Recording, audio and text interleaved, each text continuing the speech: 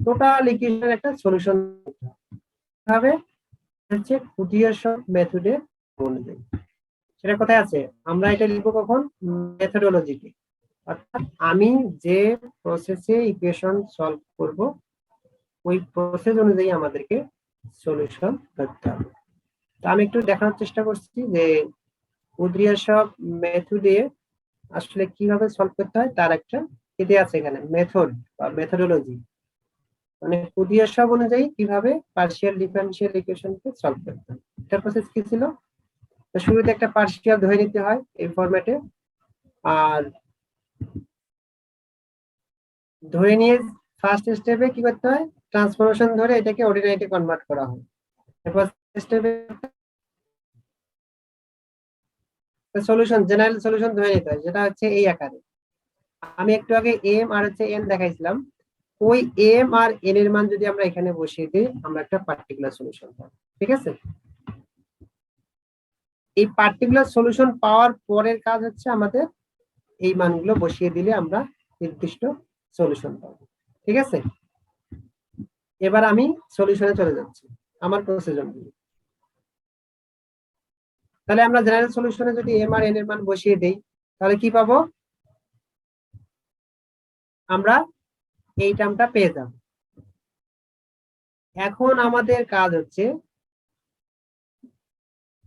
এইটা যেহেতু general solution, এটা কার সলিউশন? ভি অফ জাই। এই ভি অফ জাই মানে এটা কার সলিউশন? Ordinary differential equation. ঠিক আছে, এই যে 3.1.8 ওই সলিউশন সলভ করা মানে কি? আমাদের এই অর্ডিনারিটা সলভ করা। তার মানে এটা অর্ডিনারি সলিউশন পাবো। এই অর্ডিনারিটা কার অংশ? আবার এটা পার্শিয়াল ডিফারেনশিয়াল ইকুয়েশনের অংশ, তাই না? ওখানে যা সলিউশন আসবে অটোমেটিক কিন্তু এইটার সলিউশন। তাহলে আমাদের কাজ হবে এখন আমরা ভি এর যে পার্টিকুলার মানটা পেয়েছি এই পার্টিকুলার মানটাকে আমরা ম্যাপলের মাধ্যমে সলভ করব। ঠিক আছে, ভি যেটা দেয়া। কেন ম্যাপলের মাধ্যমে সলভ করব? কারণ আমাদের অর্ডিনারি ডিফারেনশিয়াল ইকুয়েশনটা এখানে কি ডাবল ডেরিভেটিভ আছে, তারপরে ভি কে দুইবার ডেরিভেটিভ করতে হবে, এরপর ভি এর উপর স্কয়ার থাকবে, এরপর ভি আবার এখানে গুণ হবে, তারপরে কাজ হচ্ছে অনেক গুণ। এই অর্ডিনারি সলভ করার জন্য আমাদের ম্যাপলটা লাগবে। ঠিক আছে, আমরা এখন ম্যাপলে চলে যাচ্ছি।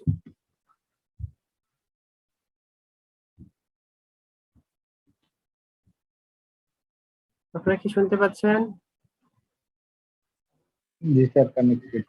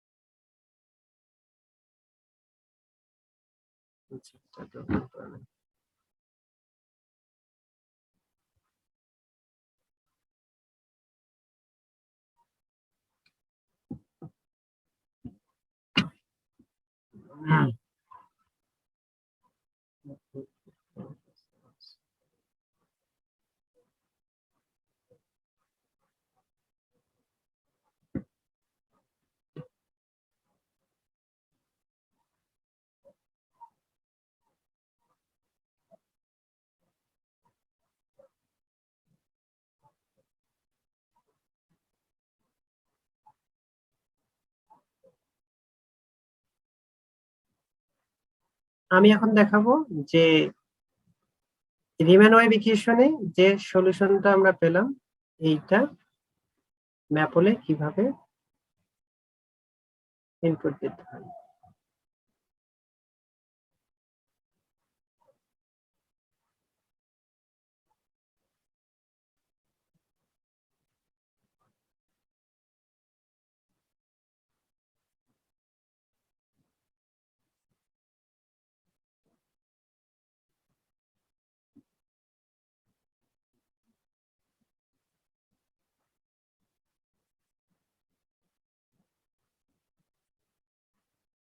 আপনারা কি দেখতে পাচ্ছেন?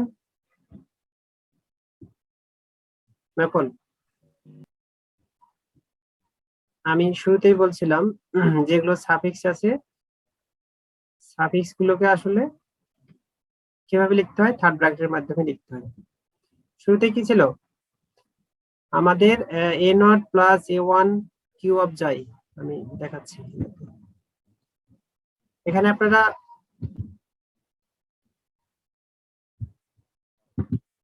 এটা কি দেখতে পাচ্ছেন, ভি অফ যাই equal to a0 plus a1 কিউ প্লাস এটি Q square h3 Q cube আছে এখানে। এইটা আমি এখন ম্যাপলে ইনপুট দেব। তাহলে কিভাবে a0 কে আমরা এইভাবে লিখবো, থার্ড ব্র্যাকেট প্লাস এইটা দিস ওয়ান, তারপর দিস ওয়ান, এইভাবে আমরা লিখবো। লিখে শুরুতে হচ্ছে এই টার্মটা ম্যাপলকে আগে রিড করাইতে হবে। তো আমরা যদি ইন্টার প্রেস করি, অটোমেটিক সে রিড করবে এটা, ইভালুয়েটিং হচ্ছে। ঠিক আছে, এখন কি করতে হবে, ডিফারেন্সিয়েট করতে হবে। কিভাবে, আমরা ইকুয়েশনটা দেখি যে কতবার ডেরিভেটিভ করব।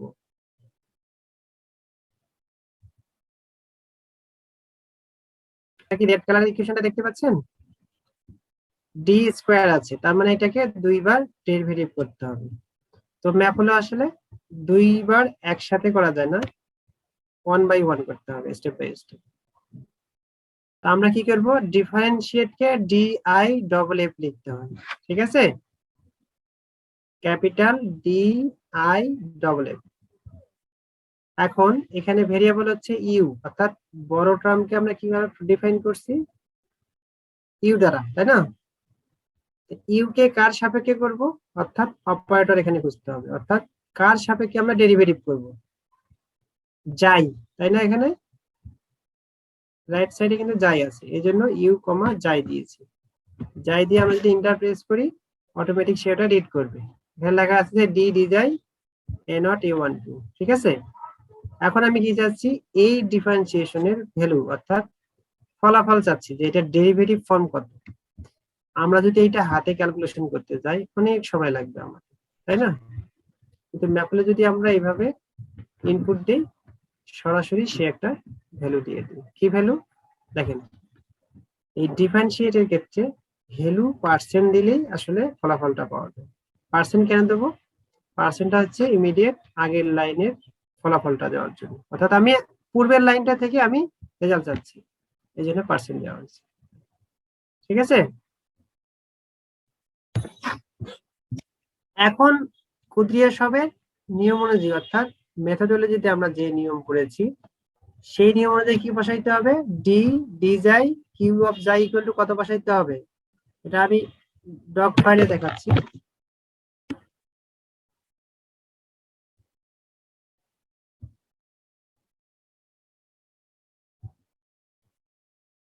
আমাদের প্রসেসে কি আছে,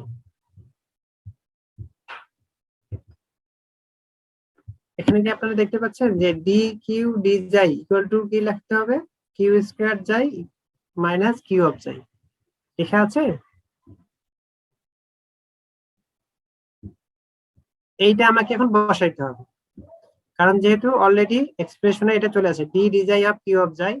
এখন আমরা কি করব, এটা সাবস্টিটিউট করব।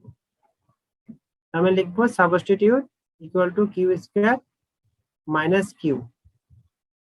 এটা কোথায় বসাবো, এল এ বসাবো। কেউ যদি মনে করে আমি এখানে পার্সেন্ট দেবো, তাহলে পার্সেন্ট দিলেও হবে, বা ওই লেটারটা ডিফাইন করে দিলেও হবে। ঠিক আছে, আমি এটা আবার পুনরায় দিচ্ছি, ইভালুয়েটিং হচ্ছে, রেডি হয়ে গেছে। ঠিক আছে, এবার সাবস্টিটিউট, যেহেতু আমি সাবস্টিটিউট অলরেডি করে দিয়েছি, তাহলে আমি এখন ইন্টারপ্রেস করব অটোমেটিক। হলো, এইটা হচ্ছে ফার্স্ট ডেরিভেটিভের রেজাল্ট। এখন আমি কি চাচ্ছি, যদি মনে হয় যে না আমার এটা সিম্পলিফিকেশনের দরকার হয় বা আমি শর্ট ফর্মে চাচ্ছি, তখন আমি কি করব, সিম্পলিফাই পার্সেন্ট দেব। পার্সেন্ট মানে হচ্ছে ইমিডিয়েট পূর্বের লাইনটা, ইমিডিয়েট লাইনটা বোঝাচ্ছে। f1 equal to simplify percent দিলে আমরা পূর্বের ফলাফলটা পেয়ে যাব। আসছে, ফর্মে আসছে। এতক্ষণ পর্যন্ত আমাদের ওয়ান টাইম ডেরিভেটিভ হলো। এখন আমি চাচ্ছি আরো একবার ডেরিভেটিভ করতে হবে। তার মানে কাকে ডেরিভেটিভ করব? এই যে f1 আমরা পেয়েছি, অর্থাৎ প্রথম ডিফারেন্সিয়েশনের রেজাল্ট আমরা যেটা পেয়েছি সেইটাকে পুনরায় ডেরিভেটিভ করব। এই জন্য আমরা 𝑑𝑖𝗿𝐹 লিখলাম, লিখিয়ে কাকে ডেরিভেটিভ করব? f1 কে। কার সাপেক্ষে? 𝗁 সাপেক্ষে। তাহলে এইটা কমান্ড দিয়ে আমি এখানে দিয়ে দিলাম, অটোমেটিক সে রিড করবে। ঠিক আছে, তো এবার আগের মতো এটার আমি ভ্যালু চাচ্ছি। ঠিক আছে, তাহলে ভ্যালু নিলাম, নিয়ে ভ্যালু অলরেডি চলে আসছে। তাহলে আগের প্রসেস অনুযায়ী যেহেতু সাবস্টিটিউট করেছি, তার মানে এখানেও সাবস্টিটিউট করতে হবে।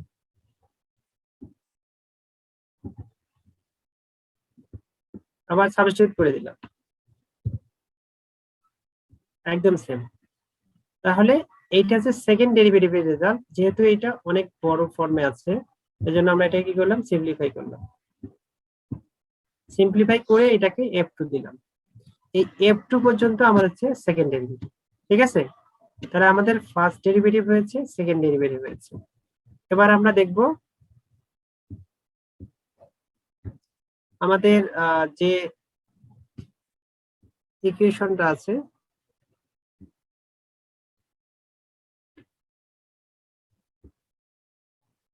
এই ইকুয়েশনে কি কি আছে।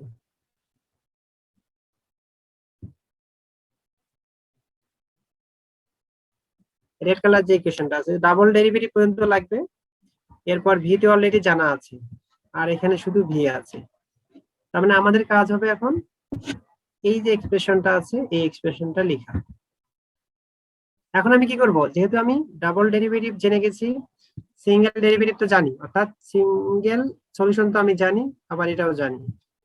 আর প্যারামিটার তো আমরা পরে দেখব। প্যারামিটারের কাজে হচ্ছে যখন আমরা গ্রাফগুলো ড্র করব, তখন এই প্যারামিটার গুলোর জন্য গ্রাফ শেপ, আমরা বিভিন্ন ধরনের শেপ পাবো। ঠিক আছে, এখন আমরা কি করব? এই এক্সপ্রেশনটা ম্যাপলে লিখব, যে 2α_L𝜇²। কেউ কিছু বলছিলেন? হ্যালো,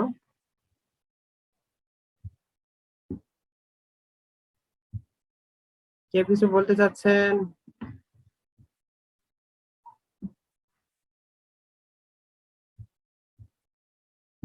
আমাকে শুনতে পাচ্ছেন আপনারা?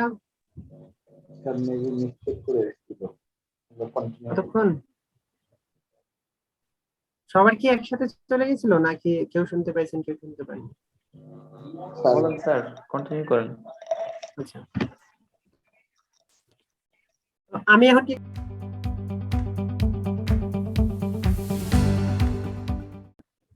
এখানে সিম্পলিফাই করলে এই ফর্মটা চলে আসে, যেটা অলরেডি আছে। তো এখন আমি কি করলাম? এই যে ফ্র্যাকশন পার্টটা আছে, এই পার্টটা ছাড়া আমি